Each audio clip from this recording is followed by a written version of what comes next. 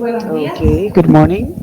It is an honor to welcome you to the, the conference regarding liberty of press in the academic world within the framework of the global UNESCO's World Press Freedom Day 2024, where Universidad de Chile and Pontificia Universidad Católica de Chile, they've organized together along with UNESCO, the government of Chile, and the organization of Sheffield, Liverpool, and Oslo Met.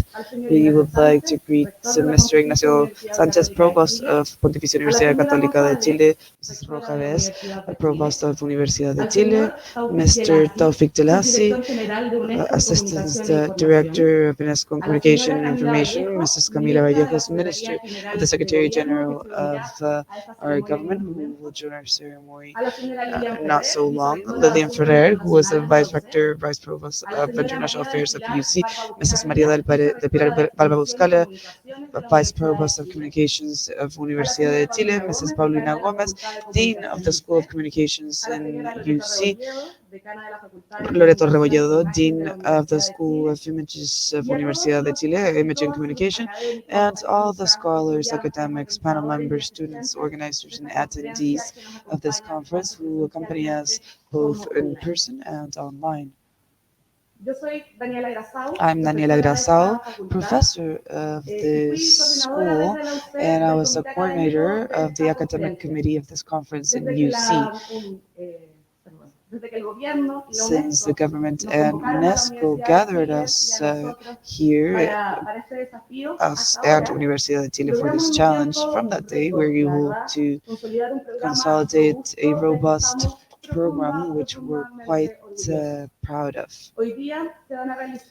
Today we will hold 31 conversation panels, right, in addition to two lectures, and we will have different speakers from different countries, and it's been an enormous effort here we made, because speaking about freedom of expression and freedom of press and safety, security, and in journalism is talking about a key pillar for the basis and the grounds of democracy. I'd like to thank everyone that has made this conference possible. Thank you for your efforts, specifically to Jimena Po and Claudia Legos from Universidad de Chile, Magdalena Saldaña and Ignacio Lopez from Universidad Católica, and the great production and communication teams who have worked for many hours, unimaginable, right, to hold this conference. Please a big round of applause for each and every one of them.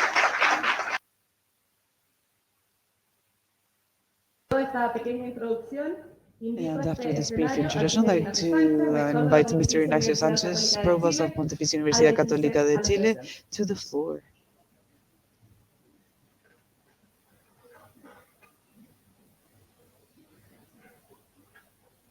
Thank you very much. Welcome, everyone. Welcome to Universidad Católica. I'd like to thank you for your invitation, and I'd also like to congratulate everyone for organizing this excellent academic conference. Minister, Secretary General of our government, Mrs. Camila Vallejo, is going to join us. We'd like to greet beforehand, right? And the Provost of Universidad de Chile, Professor Rosa, who we've had many activities with in the last times, and it's a joy that this is done by both universities, this conference. And I'd like to greet Mr. Tawfik for being here from UNESCO, the Dean of School of Communications, Paulina Gomez, the Dean of Communication and Images of Universidad de Chile, Mrs. Loreto Rebolledo. I'd like to greet the Vice Provost of Universidad Católica and Universidad de Chile who are here today. I'd like to especially greet all the conference members and the lecturers, Professor Sebastian Valenzuela, who open soon, right? Our international and national panel members, a quite significant number mentioned, right? Everyone that's going to be participating in these activities, all the different directors of media, communication, different trade association members, journalists, scholars, special guests, ladies and gentlemen, on behalf of Pontificia Universidad Católica de Chile, it's a pleasure to welcome you to this academic conference on freedom of press within security, organized within the global day of the World Press Freedom Day, which is done with the Universidad Católica and Universidad de Chile jointly. The key topic here is quite relevant to the core topic, and journalistic insecurity happens from many axes based on disinformation, digital violence, AI as a disruptive technology, censorship, threats, physical violence, fake news, just to mention a couple of aspects. All these impact notoriously on freedom of press, which is critical for democracy. Journalistic insecurity, in turn, represents the insecurity of democracy. It is to such extent this issue, journalistic insecurity, that it's been addressed in different texts, declarations, resolutions on human rights, and also in terms of the security of the professionals. I'd like to mention a UN Declaration of 2019 which refers to this topic, and along with stating that the rights for the press freedom and the rights of expression and freedom of speech is something that's critical, and is one of the pillars of a democratic society and a basic condition for progress and development. It also exhorts or encourages the state to maintain and believe in legislation and in practice, to maintain and keep a safe environment for journalists to do their work independently without external interference, considering, among others, gender dimensions and a gender approach. And in its General Assembly in October 2023, the Human Rights Council calls to integrate safety of journalists and the freedom of the press and access to information, media's access to information within the development of the 2030 Agenda for Sustainable Development. In this journalistic task, it's key to constantly search for the truth with the only commitment that we contribute to common well-being. That is why press should inquire on data that support their stories to show all angles of information, because with data and no ideological commitment, press will be able to come to its role and to face disinformation. This, despite the fact that this disinformation has always existed, it was never as fastly disseminated. It wasn't as immediate as we can see today in its digitalization, social media, along with democratizing expression and information, makes the certification of facts a bit harder now. On the other hand, violence is one of the elements that are part of this journalistic insecurity. It's many professionals we have that do their tasks in warfare, right, in drug trafficking, organized crime, or in environments of corruption. So journalists risk their lives to timely report on the events that happen. In today's conference, we'll present on the challenges that journalistic work brings, including violence in the profession, disinformation in the area of AI, journalistic threats, etc. So I'd like to celebrate this joint initiative between both university and joint scholars and international guests to talk in the academia, to talk about all these topics. It's great. We have more than 160 lectures today. It's a great opportunity to exchange experiences, to back up journalistic work with other ideologies, focus on well-being and the protection of democracy. I'd like to conclude these brief words by bringing part of the joint declaration on the security and safety of journalists conducted in 2022 within the framework of the Global Day the World Press Freedom Day, issued by the President or Chairman of the UNESCO General Conference and the Council of Human Rights. And I'd like to quote this: "It's important to remember the contribution of freedom of speech, the freedom of press, and access to information to all other rights, such as quality education, eradication of poverty, access to justice, and the care for health." Unquote. Consequently, I think it's critical for the development of people and democracy, justice, and peace. As per the title of our conference, we need to safeguard freedom of press and especially the safety and security of our journalists. Thank you very much and welcome to this activity.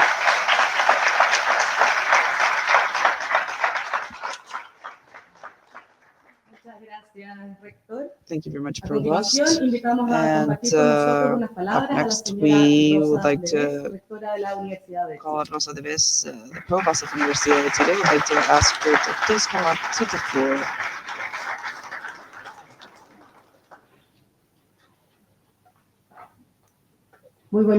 Good morning, everyone.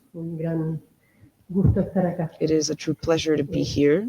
I'd like to kindly greet Mr. Ignacio Sánchez, the Provost of Pontificia Universidad Católica de Chile, Mr. Tawfik, Jelassi, Assistant Director of UNESCO for Communications and Information, is the Vice Provost here present, Professor Paulina Gomez, Dean of the School of Communications of Pontificia Universidad Católica de Chile, Professor Vallejo from Dean of the School of Communication Images of Universidad de Chile, for their great job, Dean. It's I'd like to congratulate you and your scholars, all the university authorities, representatives of the media, and all our national and international speakers, all the participants in our seminar. I'd also like to greet students who are working and have been working on this encounter, and all of our friends. For Universidad, it's a true honor to be part of this academic conference held within the World Press Freedom Day, and we participated in co-organizing this along with UNESCO, Pontificia Universidad Católica de Chile, Oslo Met, University, Liverpool, Sheffield, and Ministry of Foreign Affairs and General Secretary General of the government. So I'd like to also mention that the global conference that is being held in Chile, it's great that it's put at the core of freedom of speech and journalism within the context of our current global climate crisis. And as a university, we're committed to supporting based on knowledge, and this is a quote, to ensure a sustainable future that respects the rights of people and diversity of voices, just like gender equality. As this encounter says, today's encounter, which is about safeguarding freedom of press within journalistic and security, calls us to recognize the right to communication, to freedom of speech, and free press within a hearing democracy, until as the Provost mentioned. To do this, we need to work collaboratively, and this is what we're doing today with this encounter. Now, we're all witnessing how across the globe, the safety and security of journalism is at risk. There's many journalists that are assassinated in areas of conflicts, and the severity of aggressions has also increased for all press workers. In fact, in 2023, the Company for the Protection of Journalists had a record of 68 journalists assassinated in the world, and 21 communication workers in 2022 have passed away by just doing their task, and this happens in increasingly more precarious situations. We also observe that the traditional censorship methods like criminalization of opinion are maintained, even hardened in some regimes. Political power uses law to persecute press, generating a framework for harassment. These risks to freedom of speech in the in the field of journalism also extend to other fields like education, either to silence voices of students and professors or to those that promote diversity, equity, and inclusion policies, which are more are called ideologies, and those that do not believe in affirmative actions for societies. In our continent, the central government of Argentina, readjustment policies threatens the existence of public university and the capacity of deploying freedom of speech and thinking and academic thinking, which also is cross-cutting to other university systems in the planet where the gender approach curriculums have been specifically affected, as pointed out, and the report Reimaginar Juntos Nuestro Futuro and from UNESCO, the rupture of the civic speech and the growing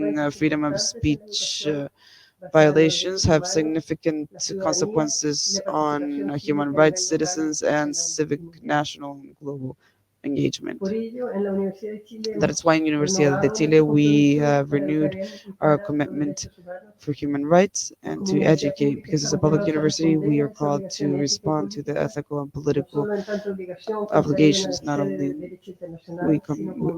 in terms of international law, but also as a democratic responsibility. We'd like to celebrate that the characteristics of our public systems and media, the impact of AI, disinformation, the construction of public and polarized environments.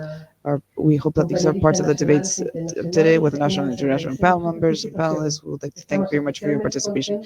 We are quite pleased with the participation of students from different universities, and this will be an experience that will mark our future professional development. We'd also like to congratulate all the organizers. It's been months of quite intensive work, as mentioned in the beginning, but we've heard you throughout these months. And it's great to have your faith that it was great for you to do this in such extent with great academic level, right?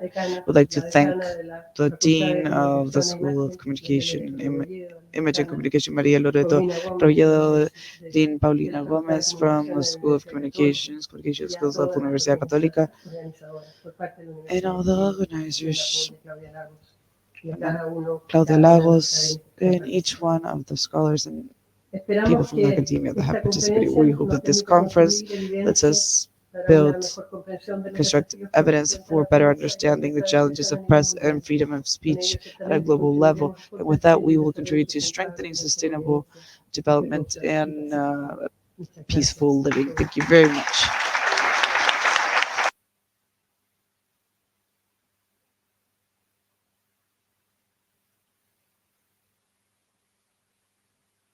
Thank you very much, Provost. And we'd now like to invite everyone present and Mr. Tawfik Jelassi, Assistant Director in Communications of UNESCO Communications and Information. Please come to the floor, sir.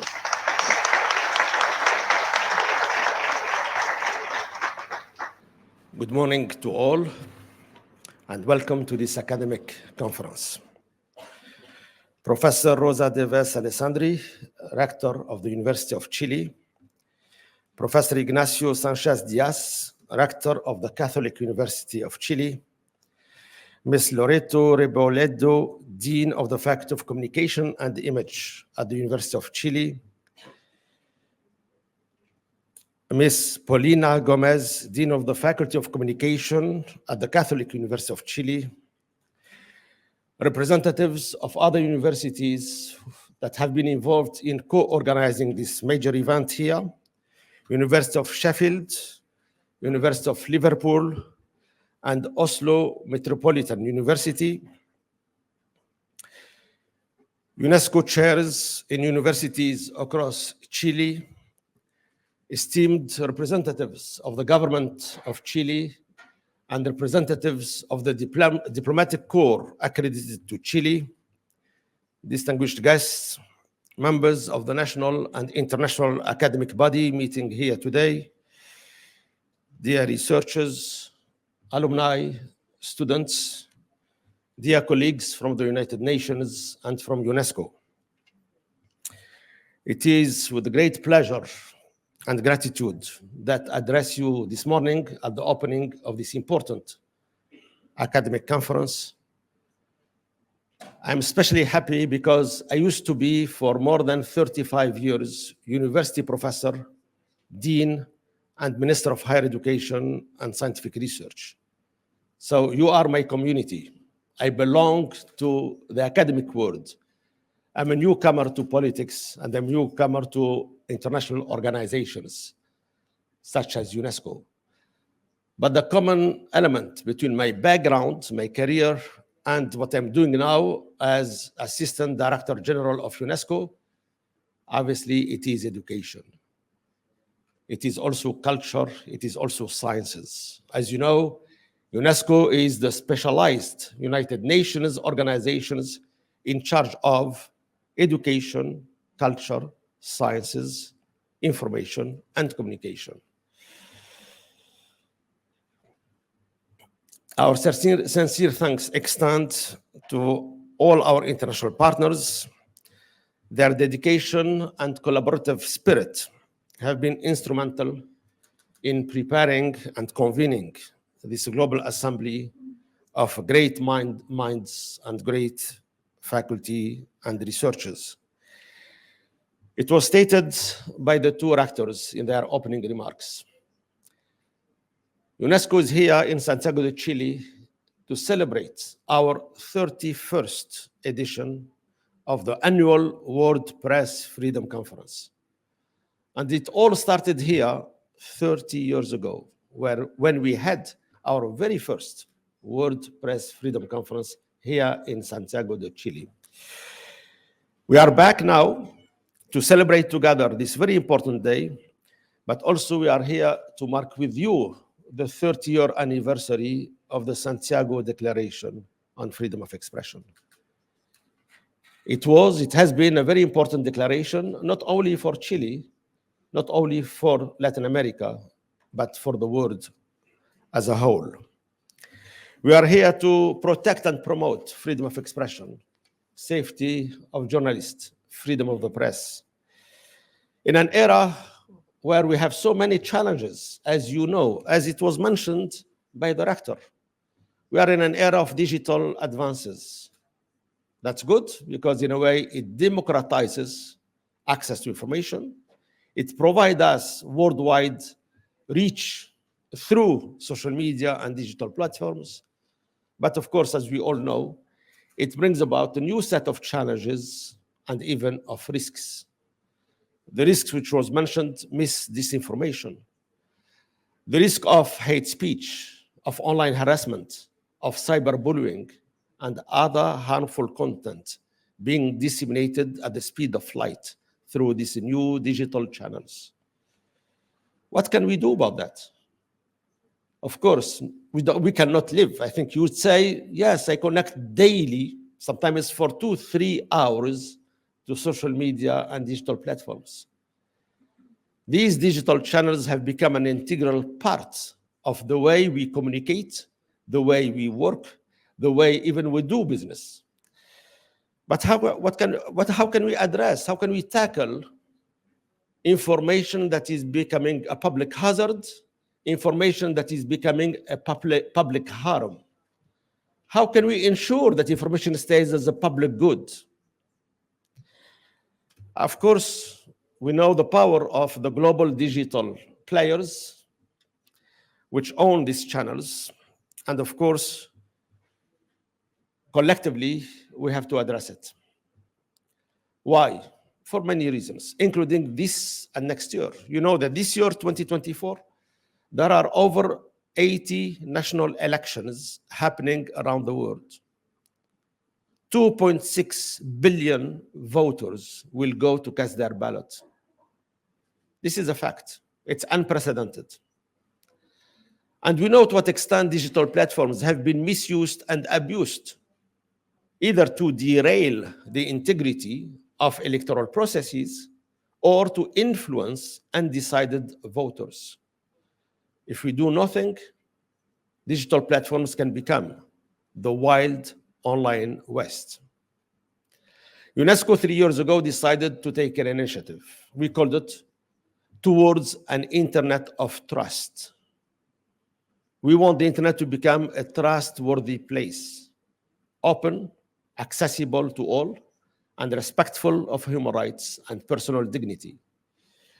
So what we did in 2022 and 2023, I met personally with the leaders of all or the main digital platforms in the world, inviting them to join us because we wanted a multi-stakeholder approach to coming up with guidelines and principles to regulate digital platforms.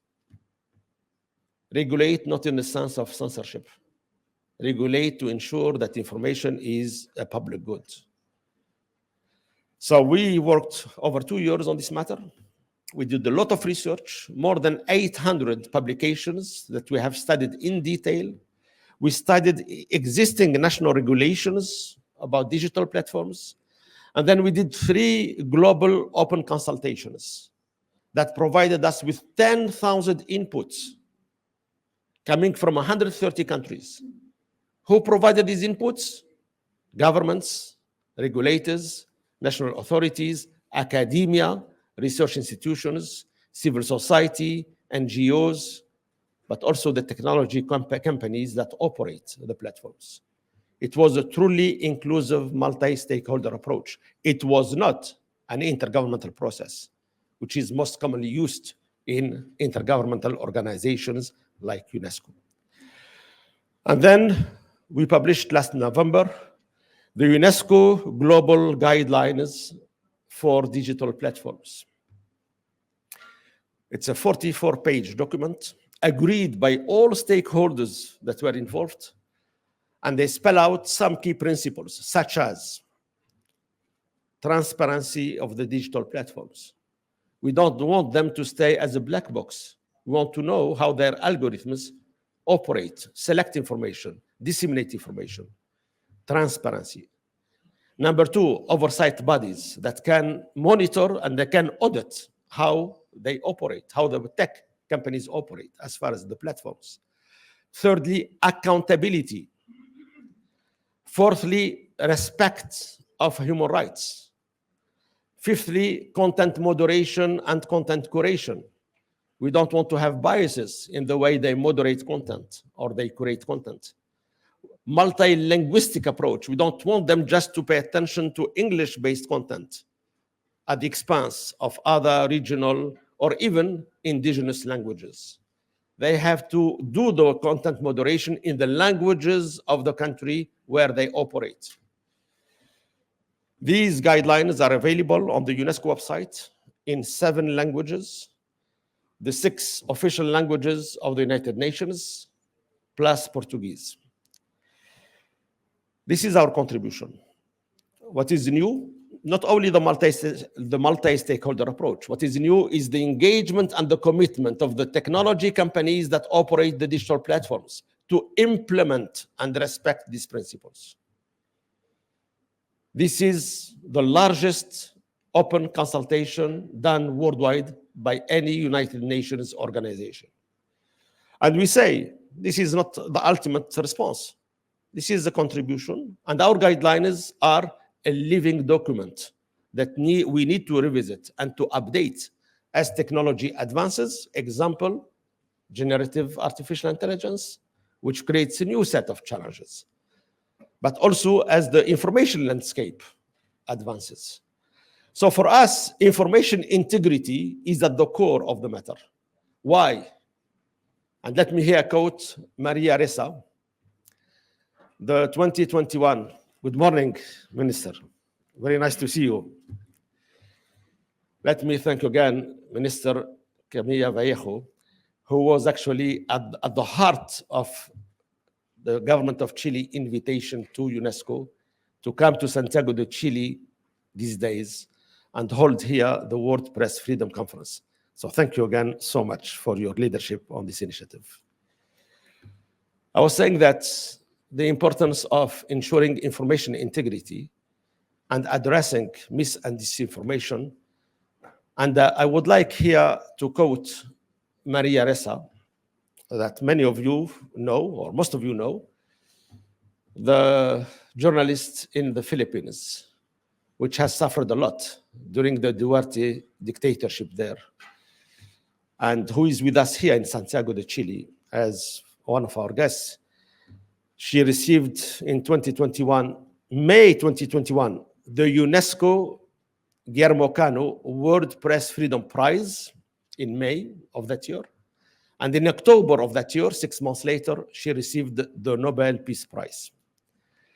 She's the first among the last 3 years laureates, 2021, 2022, 2023. During each one of these 3 years, the winner of the UNESCO World Press Freedom Prize received 6 months later in October the Nobel Peace Prize. It's a happy coincidence. Of course, we are not advisors to the Nobel Peace Prize Committee, but we are very glad that that Nobel Peace Prize Committee has rewarded in 3 consecutive years journalists for their courage, for standing up to power, for letting the world know what is happening and sharing the truth with us. The last recipient of our prize, Narges Mahmoudi, last May 2023, an imprisoned Iranian journalist, received in October 2023, again, the Nobel Peace Prize. So don't tell me that next October, the winner of our prize, which we gave 2 days ago, will also receive the Nobel Peace Prize. We wish, but of course, we don't know. So let me quote Maria Ressa. She said, "Without facts, there is no truth. Without truth, there is no trust. And without trust, there is no shared reality." When I said our initiative was building an internet of trust. Trust in the information you come across, trust in the facts that you see, trust in the evidence that we share with you. This is something extremely important. So we continue to work on fighting mis and disinformation, fighting hate speech online, as well as harassment. Let me share you a piece of statistics from our recent study regarding the safety of journalists. 73% of women journalists are subject to online harassment. 73% of women journalists are subject to online harassment, much higher there than men journalists. They are targeted because they are journalists and they are women. This is an example of online gendered violence. Now, if you think this is bad, it's even worse than that. Why? Because 20% of these women journalists end up being physically attacked. What starts online in the virtual space moves to the real world, to the physical space. And this is the danger. How the online space not only disseminates hate speech, fake news, and deep fakes today. We can see a minister, his or her face, his or her voice, making a speech. And the speech can contain, of course, wrong facts. And that minister has never given that speech, has never said that. This is the deep fake phenomena that we have to address as well. And then this can create problems among communities, among states, among organizations, among individuals. Example, children pornography, fake, deep fake. None of that is real, but then you see the images and the videos through social media. So you see again, here is UNESCO mission. UNESCO was born 80 years ago, 1945, with a mission, build peace in the minds of men and women. You may say this is too ambitious goal. How can UNESCO build peace? We try to do that through education, through culture, through science, through information and communication. of course, educational programs, and I'm addressing to the convinced people. You are the actors of academia. Through your teaching and your programs and the learning you provide, you can, of course, develop the critical mindset of your students. You can share the knowledge. You can shape the future and the career and the personality of your audiences. We try to do that. We try to advocate intercultural dialogue, peace, through our educational programs and cultural activities. And more specifically, we are at the heart of promoting the free flow of information. In 1945, it was said, UNESCO is expected to promote the free flow of information through words and images. Because at the time, it was the printed press. It was the radio programs. It was the television. That's the image, the audiovisual. Today, it is the digital. Today, it is the bits and bytes. Today, it is, of course, the electronic channels. So this is why we have taken this major initiative. This is why we are at the forefront, not alone, of course, not alone. OECD has taken initiatives. The G20 has taken initiatives. I was in Brazil a few days ago for a G20 meeting on information integrity. The first time that this grouping of the world's 20 largest economies, the G20, has put promoting information integrity as one of the priorities on the agenda of the Brazilian presidency. Those who followed the World Economic Forum in Davos this past January may have seen that the World Economic Forum did this major study, and they came up with the top priorities for the world this and next year. Top priority for the world, number one, combating disinformation. Number one. Number two, climate change. Why is disinformation ahead of climate change? Because disinformation includes also combating climate disinformation. And that's the topic of our conference here in Santiago de Chile. The role of the media, the role of the press in addressing the environmental crisis and in tackling the climate change issue. And we are delighted to have President Boris and the government and 2,500 people with us yesterday physically in Santiago, and several thousand people connected online. Let me try to wrap up. See, again, as a former university professor, I know when I start talking, I don't know when to stop. So let me make it brief because maybe you are already behind schedule. I wanted to share with you another statistic before I go.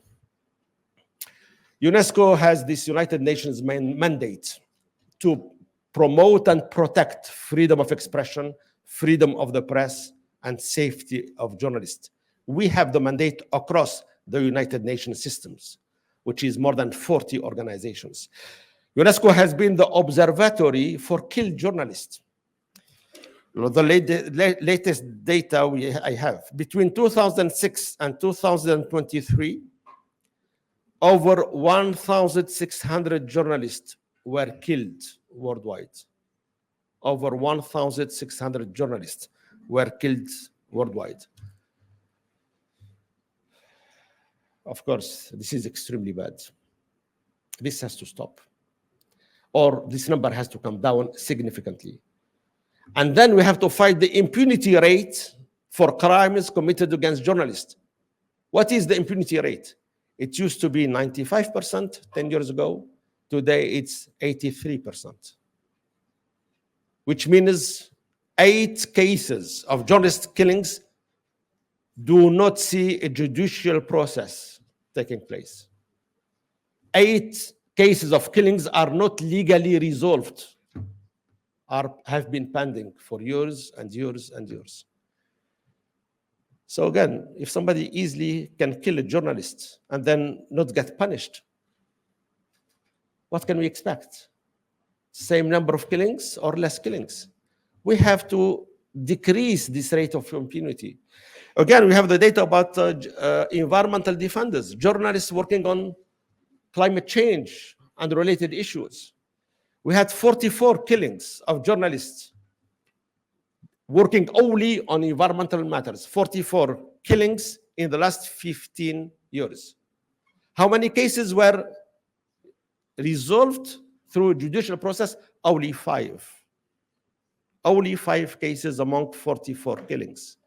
Again, you see an extremely high rate of impunity, which of course is another issue for us. Let me stop here to say we are so happy being here. The conference has been extremely successful. I talked to many participants the last 2 days. We still have a third day to go, but so far it has been an outstanding success. My colleagues who have been longer than me at UNESCO tell me this is the highest turnout in terms of physical participation. We have journalists coming from all over the world, some who traveled for almost 40 hours by air to reach Chile. So this is a great attendance, great speakers, an outstanding involvement of government representatives, and we want to seize the opportunity of this conference to express hope that we can together, because we need the academic community as we need other key stakeholders. We need your research output. We need your evidence-based publications. We need you to join forces, and this conference is a vivid testimony that, of course, you are doing that through your educational and research programs. We need to ensure that the voice of journalism can continue to fulfill its noble mission, to let us know about what is happening in the 5 corners of the world, to stand up to power, and there should never be any compromise on saying the truth, nothing but the truth, and the full truth. May this intellectual dialogue today help us foster our action, pave the way for a future where journalism can thrive as a key pillar of democracy. Thank you.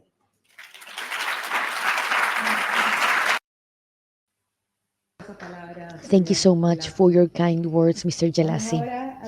We are now going to start with the first conferences.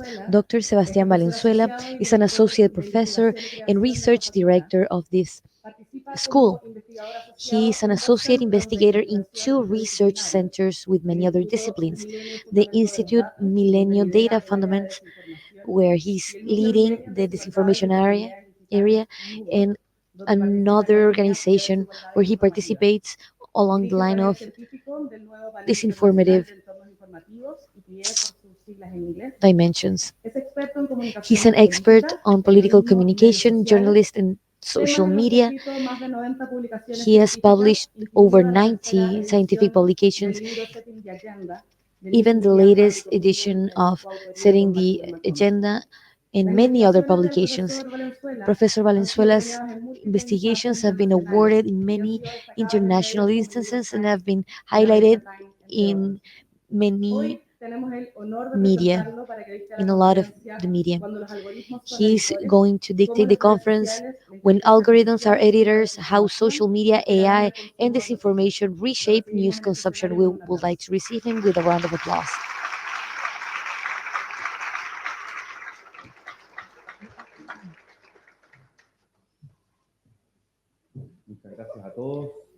Thank you so much, everyone. First of all, I want to apologize because I have a little cold, so my voice is particularly coarse.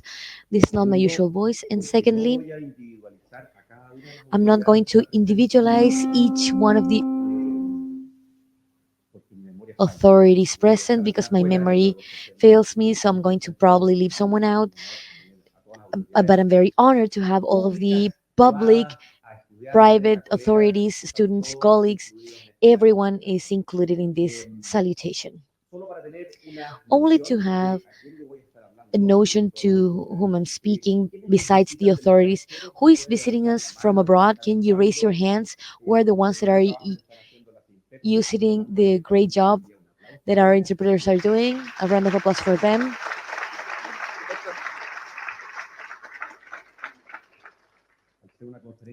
Given that this is an international conference, you speak the Chilean Spanish, you need to particularly adopt a neutral Spanish So those who know me will be amazed with my very calm voice because this is not my usual tone. Now, if we're thinking about what issue might be interesting for this conference, of course, as several of my colleagues that preceded me said, the issue of technology and algorithms and platforms, of course, is something that worries everyone. So, what I intend to do in the few minutes that I have is that I want to tell you some of the reflections and findings that several of the teams where I've been lucky enough to work, all the research teams, have been developing in the last few years with the idea of leaving reflections. I don't have many answers. I would love to say algorithms are good or bad, they do this or that, but rather I want to encourage a discussion that surely with the next sessions throughout the day, we will be able to address some of these issues. So, the other thing is that because this is a global conference, all the presentations will be in two languages. So there are concepts that you will find in Spanish and you will see on the right that you will find them in English. Okay, the first thing that we need to think about when we are discussing issues of technology and particularly what we are here for, which is the issue of algorithms, is that whether we want it or not, we live in a world of algorithms. We see algorithms on social media, on streaming platforms, on Google searches, when we talk to Siri or with Alexa, when we purchase online, and even when we interact with the public system. Many of the state service, for example, adopt and use algorithms and artificial intelligence.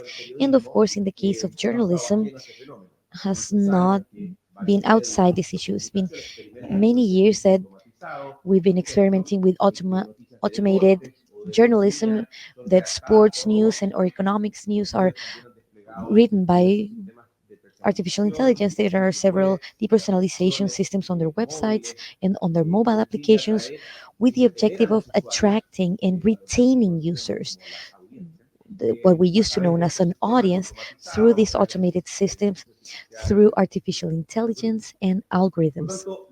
Therefore, the popularity that algorithms has had has caught the attention of many different stakeholders, the media, professors, and the audience. But for those who are particularly involved in the research of communication, we've been studying platforms, social platforms, for many years, whose functioning has been encouraged by artificial intelligence, trying to understand how this contributes to have a more informed or disinformed citizenships, if they produce or reduce political polarization, and so on.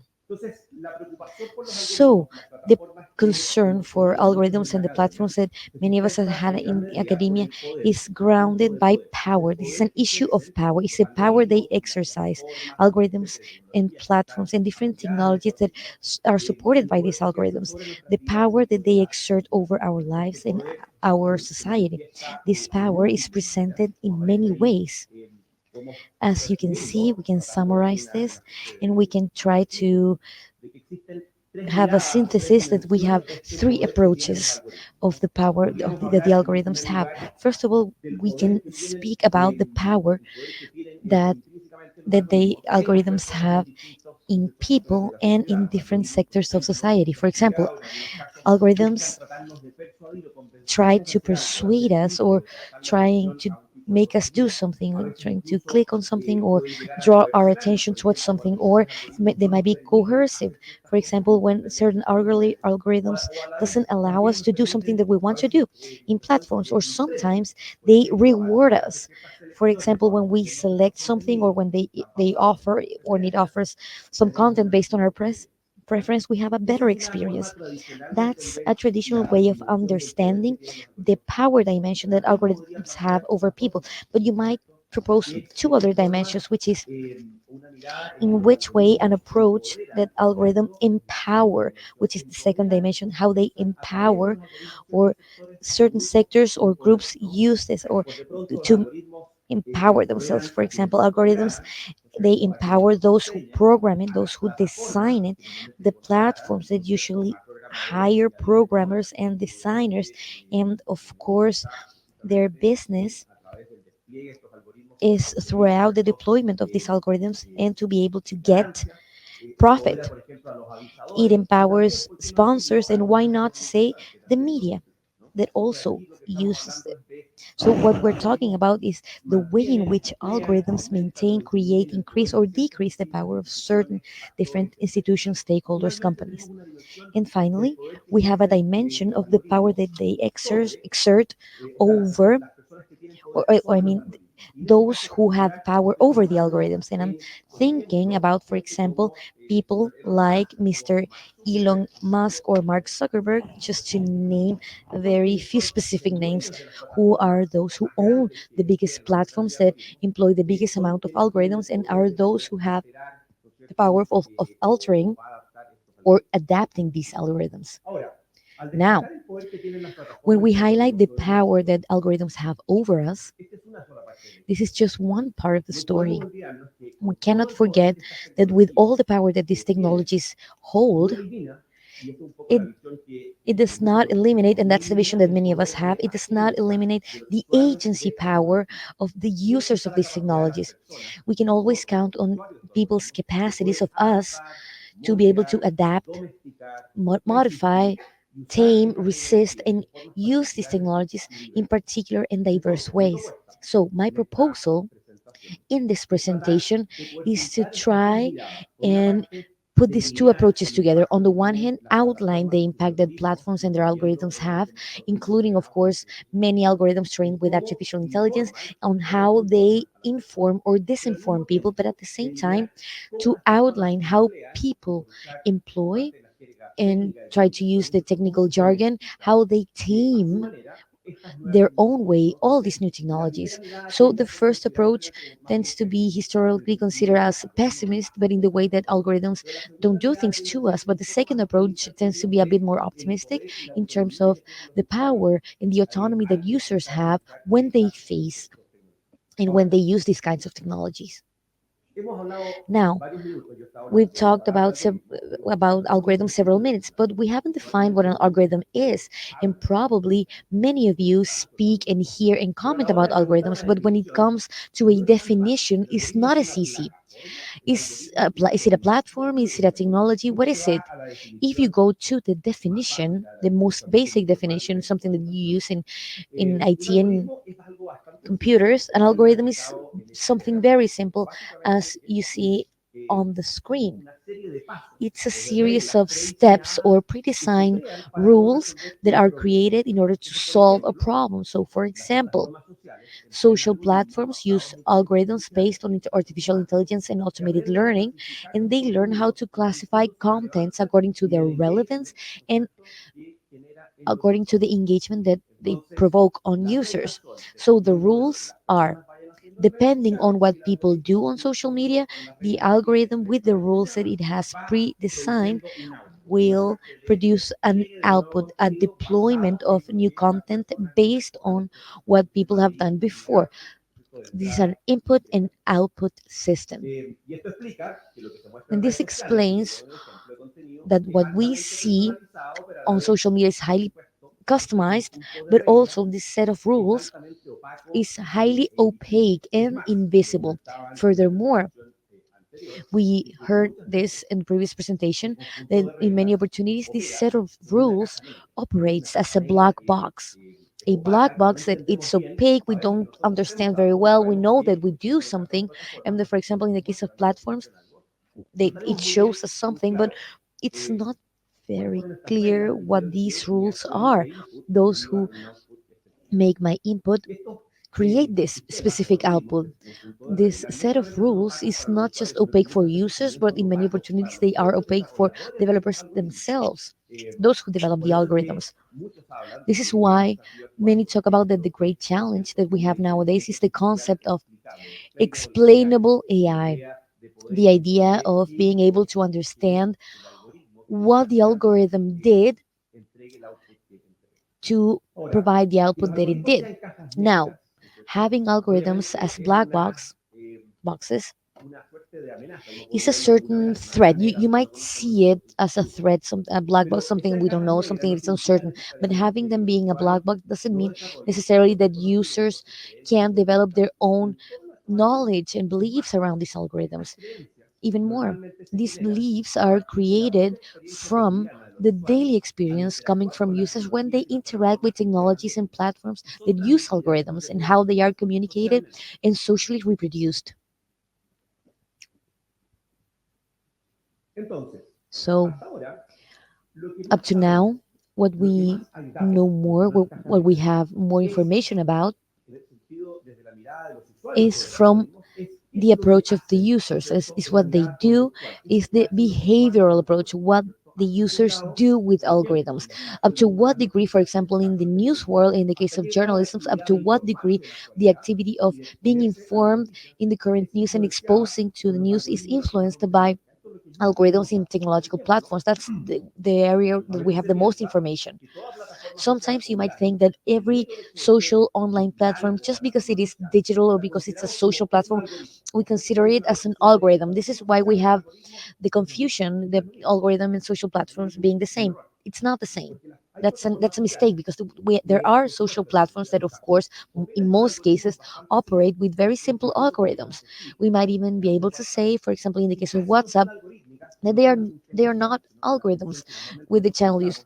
But for example, when we have groups or we talk to people, the only algorithm that you might find or the set of rules that you might define with WhatsApp is that it has to show you the information synchronically or chronologically.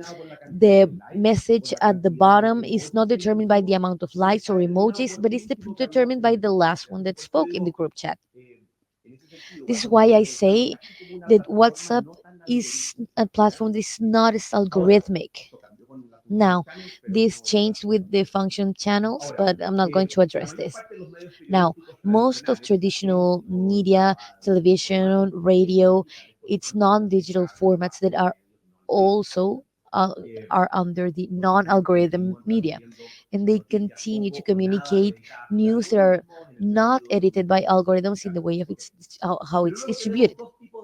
But now we have two kinds of platforms that algorithms are based on past preferences and then they decide what to show you, and that's probably the ones that are more concerning and they are focus of concern on research. On the one hand, we have algorithmic platforms determined by clicks and user preferences, and this is the YouTube case where we see that what YouTube shows me is determined by my own individual behavior in that platform. And in the second case, these are platforms that, besides this approach that is based on the user's preference, a lot of what it deploys in terms of content news is determined by the social composition of the user, by the network around them. Instagram is a more paradigmatic case. A few years ago, I would have said Facebook, but who uses Facebook anymore, right? I don't use it. But what I want to say is that it's a more complex environment. Now, what do we know around or about these different algorithms is that despite the fact, despite how you separate the kind of platforms, user driven or socially driven algorithm, up to now, very few of us should be surprised if I tell you that based on data such as what you can see on the screen, the algorithmic sources of news, whatever you define them. In the case of Chile, I'm showing the data of the last report of the digital news report that Oxford University shows, also joining different professors of the Universidad de Chile.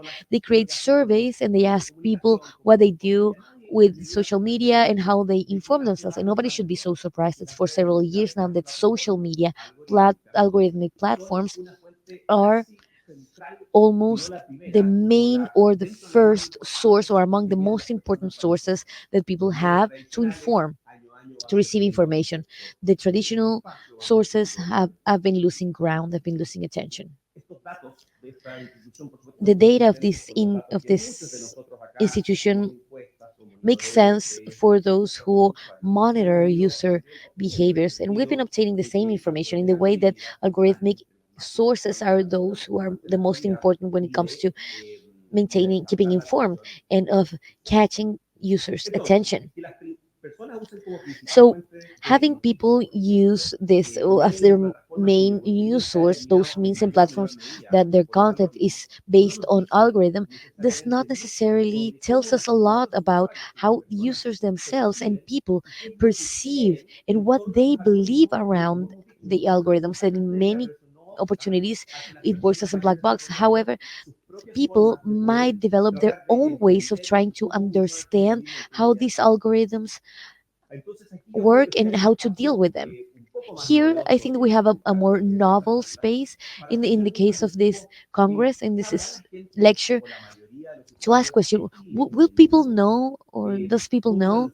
Do people know how to reduce the impact of algorithms, to reduce the content of internet? Sometimes we talk about power of algorithms, and we see people as victims. They don't have a lot of agency. But this is an empirical question because many of you that know the concept of algorithm have certain techniques or strategies to cope with algorithms. For example, you know that every time you click on YouTube, the video that's more similar to the one that you clicked on, you show us. So you try to correct this. These are informal practices. So this approach is what we in the past few years in different projects, especially in the core where I work, we've been trying to understand and solve. So I would like to share here some of the results of the last study that we carried out, which is based on a survey from Nucleo Milenio. And here in this school, they're not associated to this investigation, but they share the interest for these issues. And what we did between December last year and January this year, we carried out a survey to over 2,000 people along Chile, in the north, in Santiago, in the fifth region, in Concepcion, in Talcahuano, and in different regions in Chile to try to understand, among the many things that we wanted to understand, particularly this approach on how aware is people regarding the role that algorithms play and what strategies they adopt in order to cope when it comes to think about the consumption of news that, as I said, are greatly determined by algorithms. So one of the questions that we asked was very simple, but it was the first one because we didn't have a lot of evidence, at least in the case of Chile. So the question that we asked was starting from the basics, if they've heard about the term algorithm when it comes to computers or IT. And this sample of 2,000 people or 2,200 people, 77% of the people, that's the highest percentage, is that they heard about this concept of algorithm. And this figure equals the degree of penetration of internet and the use of social media.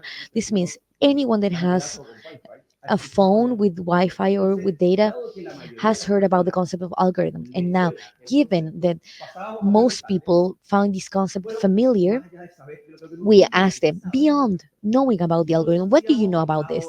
So this was based on studies carried out in different countries that in the last few years have been accumulating important amount of evidence. We asked three dimensions out of many that you could measure around the knowledge that people has regarding algorithms. We measured what in English is known as content infiltration, which means how or if people know that algorithms use this information to recommend content, that the function that algorithms have on social media is to be able to recommend content either on social media or in streaming platforms. We also asked if they were aware or not that the content they are being recommended by these algorithms that they said that they knew it existed depended on the behavior that the person has on social media and on different platforms. And finally, we asked if there was a most ethical dimension, if the use of their personal data used by the algorithm and if they believe in their privacy or not. For each of these questions, I'm not going to show you the detail, but on average, there is a high degree of awareness. This means that people are able to recognize not just the concept of algorithm, but even they are able to notice that these algorithms perform certain things. And this is very similar to the fact that you don't need to be an expert mechanic in order to drive a car. Probably none of us here that it does not work in mechanics know about the workings of an engine, but we do understand and we do some things that allows us to move from one place to another without crashing the car. And this is the same idea. So we also measured, besides this very basic knowledge, we measured something that it was even more fun than this. That was from this knowledge, all the behaviors that people carry out, what strategies they adopt when it comes to dealing with algorithms. This is not an online sample, this is not from young people, this is a representative sample from all urban population in these four great regions, in the north, in the coast, in Santiago, and in the south, and people from 18 years old up to 75 or over. And in this sample, we asked them if any of these behaviors that you can see on the list, how often they did it, if they did one, two, or three. Again, this list came from the existing literature. One of the things we started to realize rapidly is that most people do not conduct all these strategies when trying to domesticate or dealing with these algorithms that influence the information they receive, but they do adopt certain strategies. It's not true that people are passive users of an algorithm, but they're without understanding how algorithms work, they know that there's some things that are at their scope to be able to counteract the negative effects. In this case, specifically had to do with filtering content. When algorithms start closing different contents and options and points of view that I can expose myself to. So here we can see a vision that is more consistent with the idea of agency, what people understand from agency. But we find that there's much variance here. Just a few that do everything, some people that don't do anything much, and some distribute within different activities. So combat activity or acceptance of algorithms somehow depend on the benefits and disadvantages that people start feeling. Why am I saying this? Because one of the things that we find here is that the correlation between algorithmic awareness and strategies or behaviors to counteract this are quite correlated, positively correlated. Now, I'm reaching the last part of my presentation. Why? What does this mean? Why is it important to have these type of evidence? To respond to that question, I'd like to focus on. I'd like to think about some of the popular theories. It's called folk theories in English, right? It talks about how the exposure to news operates in our current context, which is quite dominated by social media and live streams, right? As I mentioned before. And this wonderful book of Rasmus Nelson and Benjamin Tawfik Palmer, what they did is they conducted more than 120 interviews in the US and Spain and the UK, and they also held a survey, right, in 3 countries. And the qualitative evidence they obtained showed that the people that are farthest away from journalism, the people that actively try to avoid any type of contact with news, because you know that this is a growing phenomenon, not only these 3 countries, but in the entire world, the concept of those news avoiders, the famous news avoiders. One of the things that they found here is that when they interviewed and tried to reflect with people that openly recognize themselves as trying to stay as far away from news as possible, what they found is they have a set of beliefs or popular theories, folk theories, to justify their status, justify why they avoid news.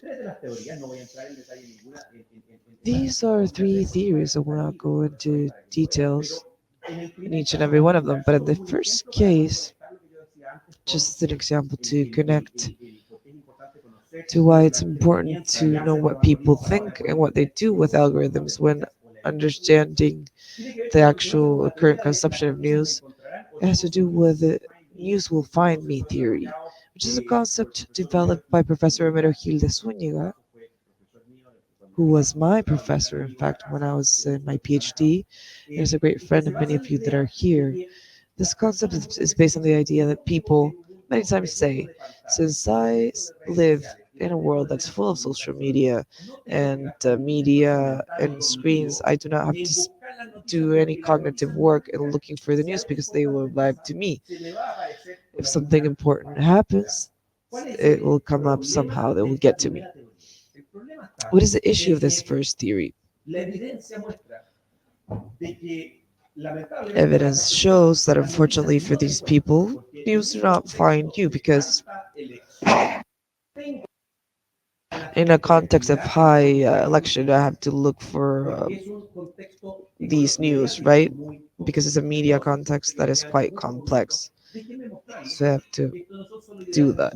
Let me show you that these are not only ideas, but are things that are also happening in Chile. Here we can find a simple correlation. It's not about statistics, but it's a simple comparison between the level of algorithmic awareness and the belief that news will find me or not. As you know, that is a quite harmful perception because in practice people do not find news and they're much more disinformed. So we found that the higher the algorithmic awareness, the lower the belief that news will find me. And this is quite assertive. In our survey, we measured the concept of disinformation. We asked and we held a survey to people about contemporary matters, not only in terms of politics, but health, environment, their immediate life, great public debates. It's a battery of different contemporary matters, right? What you have to do every week here in the school too, right? And we asked people, how sure are you of your answer? Why was it important to ask them how sure they were? Because it's the way you have to distinguish through a survey if a person is ignorant or not informed of a person that is disinformed. This concept is called in English uninformed and misinformed, and in Spanish we say desinformado, but it's different. We tend to confuse it. But there's many people that say, okay, I have no idea what Ministra Vallejo's position is, right? And there's someone else that says, no, no, no, she's a Minister of Finance because I'm convinced. Because in the first case, the person recognizes their ignorance and says, oh, they don't know. But that's less severe than the second one, where not only are they mistaken, but they're mistaken in a convincing manner. And everyone here, you know that she's a minister. You're informed, right? If I'm not mistaken, here she's the ministry's secretary of the presidency. Yes. Okay, great. The people that have this belief that these news will not be found, the lower the belief that news will find me, if I have let that group, the lower likelihood of being uninformed or misinformed. So indirectly, algorithmic awareness lets you contribute to having more informed citizens. But if we're lacking this, it contributes for a large group of people to stay ignorant or uninformed. But it's people that they're convinced that they're informed, but they're not informed. I'll have to skip a piece here, but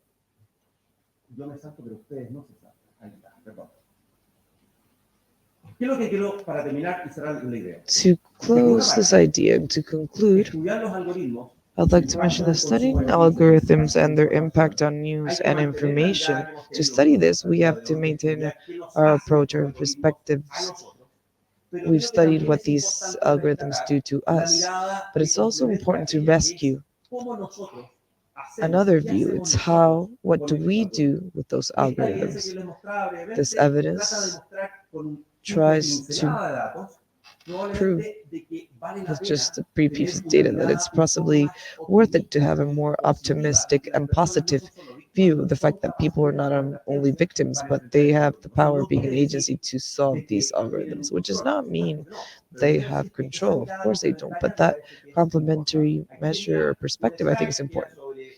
Here I had a slide on different lessons on the impact of platforms on mis or disinformation. You can ask me about this later on, and I don't have more time, so I'm going to conclude now, and thank you.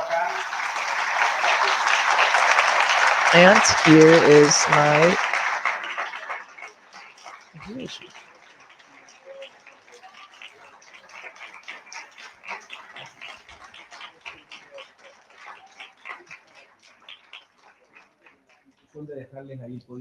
That's a QR code for you to download the program. Thank you, Professor Sebastian Venezuela. I know that there surely be many questions. That's why we'll ask you to later have a Q&A session, maybe during the coffee break with him.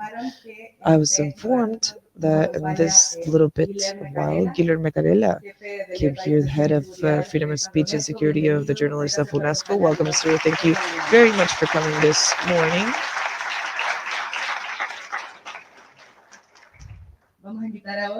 We would now like to invite Mrs. Camila Vallejo, Minister, Secretary General of the Presidency and the government. So please, Minister, take the floor and give us your speech.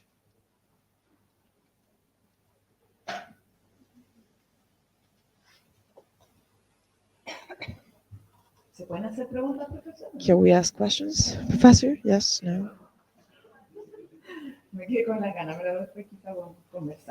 Maybe we can talk later because I do have some. Did everyone have some coffee? No, not yet. Because this will be long.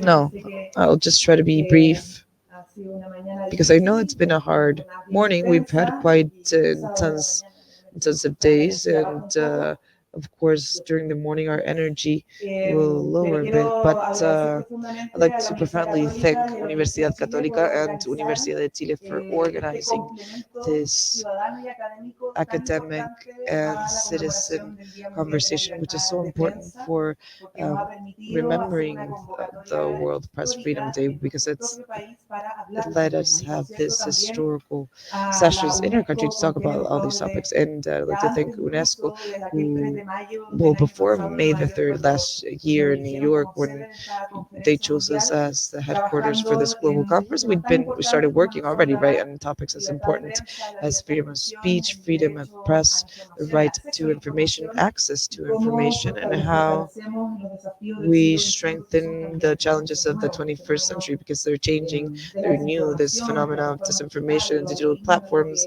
algorithms, is something that maybe digital natives are a bit more used to this, but it's relatively new.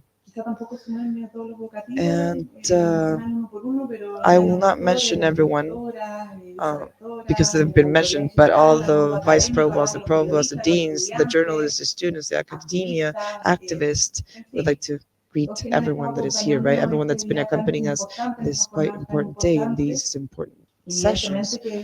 It's been a great instance, but due to all the multilateral manners, right? And that is very important. It's in Chile, you feel quite proud to talk about this in our country. But the most important thing is that many people from across the globe have come here. That's why we're amplifying a debate for Chile and for the world, a debate that sometimes is a bit taboo, right? We say, okay, let's not speak about this. But it scares us a bit. We do not want to go deep into these matters. Nevertheless, today we've seen how many people are here, right? It's engaged the government, civil society, international entities, professionals, the public, the private world. Yesterday we saw Anatel Archie AIR, which is the International Session of Radio Dissemination, SIB, which is also organizing and engaging the entire written press, ANP, which is the national one. We do have the representatives of the media that are quite engaged. These have been days of challenging and fruitful informations where we've been able to have different learnings to build freedom of speech and freedom of press with the basis of democracy, right? Which has let us have multilateral debate. We also reviewed the pending challenges at 30 days of the Declaration of Santiago.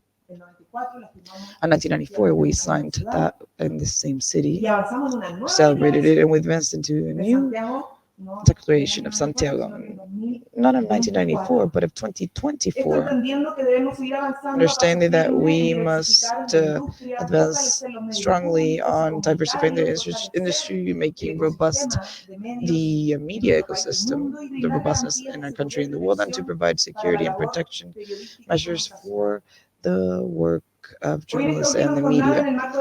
And this last day, within the framework of UNESCO's World Press Freedom Day, we celebrate as a government that we do this in the academia, right? Because it's important to advance our algorithms of social media and digital violence, artificial intelligence, environmental crises, but also we must gather everything that is pending, right? The topics that we talked about 30 years ago. Now, contemporary democracies have the challenge of fighting against the disinformation that its grounds is threatening, right? And the right and the freedom of expression. We talk about democracy, we speak about freedom. Who would think that we could be free without the right to education? Who would think we could be free without the right to information? How do we ensure the right to information? Journalists are critical in this. That's why we must care for them, protect them, and promote their job. And how do we promote media education, which is what the professor is doing now, to empower everyone with the tools for that information that is so critical and powerful in Chile and across the world. The great volatility of the guarantees of the freedom of press across the globe due to the deceit industry, it should be in the Latin American industry where only 48% of the population prefer democracy versus any other type of government. It's a bit concerning. And this is a consequence of a low reliability in institutions and a high perception of corruption. We mistrust institutions. As per the professor's presentation, we do not believe anything, right? We do not rely on anything. We don't know what is true. The mistrust is also deep in the media. Communication media, right? What do we trust at the end? And those scenarios are really are at the core. They drive authoritarianism, right? And the Commission issued 72 different recommendations, and we have many of them in a high level of compliance. We've prevented disinformation. We've taken measures to prevent disinformation. In the election context, we will enter the draft or the bill for election in 2 days, where we demand platforms and candidates and the political parties to report on the paid political advertisement and digital media. And we also, since Chile is permanently being struck by natural disasters, which we know are not natural, like fires, forest fires, floods, etc. We've put an instantaneous communication channel to maintain the population informed, and specifically the people affected, because of catastrophes, where there's fear and uncertainty, there's a proliferation of disinformation, and it increases too in digital platforms, which hampers us from helping the affected population. We would like to thank and acknowledge and recognize Universidad de Chile, Pontificia Universidad Católica de Chile, for being part of this effort. We know that you've gathered a significant quantity of provosts, right? We're talking about 500 people, okay, more than 60, more than 700 in total. How many speakers do we have? Enrolled 160. Wow, this is wonderful. I think that this shows full interest in these topics, and it's great that these two universities, exemplary universities, have led this effort. Yesterday, we knew that our country, and this is a good piece of news, of course, went into position number 32, and the global index of journalists without borders we increased, right? We're at position number 32. We considerably increased, but there's still tremendous challenges. We were in a downward trend in this report in 2016, consistently in a downward trend. In fact, in 2022, when we entered piece of news, when we entered the government, we were in office, the news at that time was that we lowered 5 or 6 points. And of course, the assassination of Francisca Sandoval had contributed to that, because it proved this environment of violence against journalists in the context of the social uprising, specifically. The will of the government to create and ensure a safer environment contributed with our government to this increase in the rankings, right? But it's not enough. Willingness is not enough. We need to take action. We restate our commitment with the freedom of press, and these have been critical for democracy. Democratic pillars are threatened when we see that journalistic tasks have retaliations in the world, hurting its action, and hamper the people from obtaining information. 2 days ago, we awarded the president of the Union of Palestine journalists because they're being assassinated in Gaza, but not only in Gaza, but in the world, right? It's unfortunate. The political prosecution and assassination of hundreds of journalists is what is quite unfortunate for us in the entire world.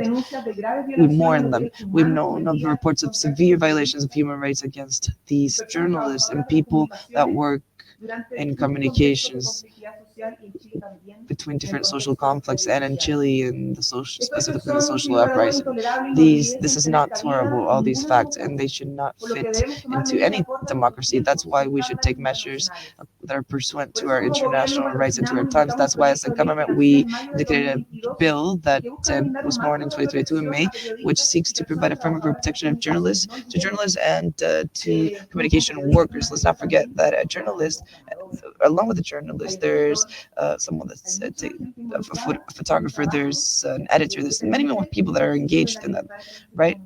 Which need to exert the freedom of press and communication. In this bill, we did it with a gender approach, understanding that women that are in this industry are being increasingly more exposed to violence based on their gender.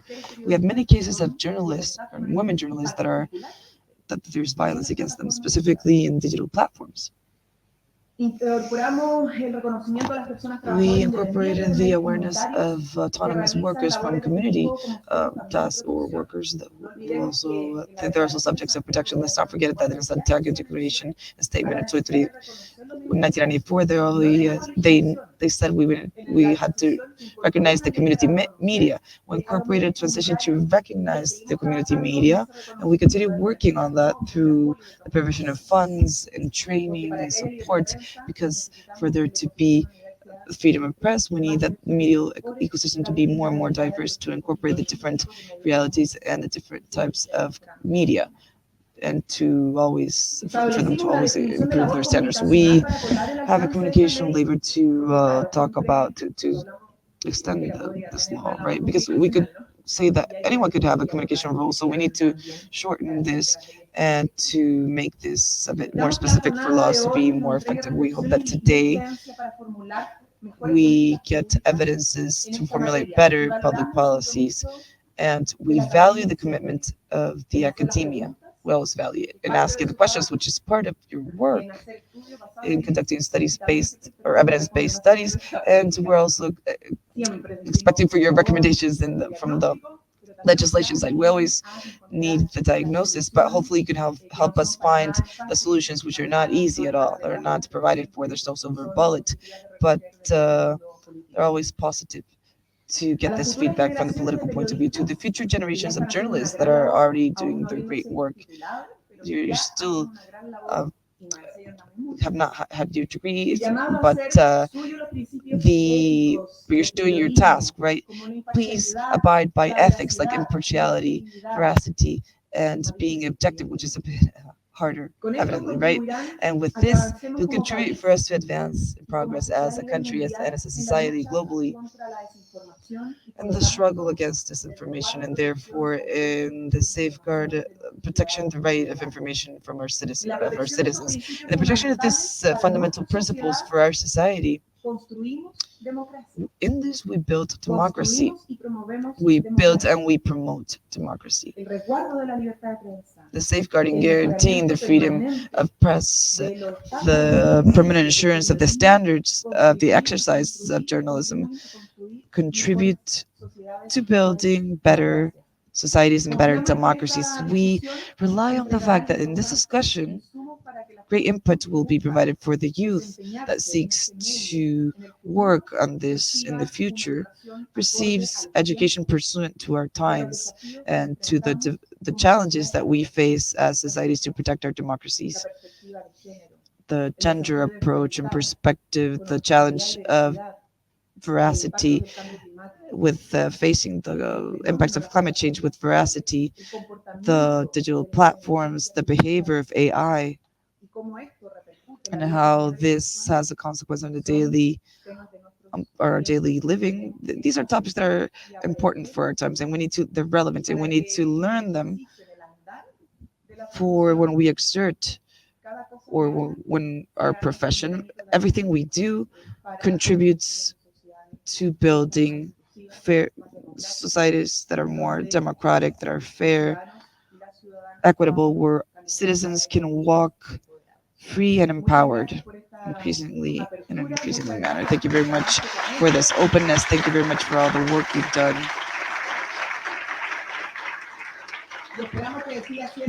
And we hope that this is a chance for professors like Sebastian, Ingrid Batman, and other academics and scholars here. We had a great woman academic here, a scholar, right? If it weren't for these spaces, we would not be able to reach the places where these topics were not debated. So thank you. And we hope we can continue hearing from you, not only in UNESCO's World Press Freedom Day, but in all the challenges we have ahead. Thank you very much.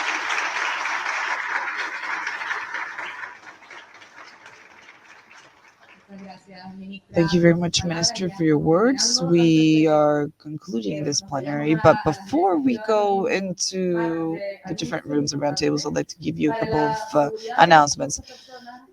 We have a lot of people here today from different places. The campus is quite large. We do need to commute, but we are going to please ask you to have your credentials on you at all times, just for safety, for you to get. You can come to anyone that has a red credential. They're part of the production here in this event, right? They can help you with anything you need. There's a room that's available for you if you want to rest. And at 1 p.m., we'll commute to Universidad de Chile. If there's someone that doesn't know how to arrive, there will be monitors waiting for you in the yard here of the school and this university, and they can help you commute there. All the information is, well, on screen you have the QR, you have the program, the agenda for today. We'll have 7 rooms in parallel in 2 blocks and 6 rooms in parallel during the entire afternoon.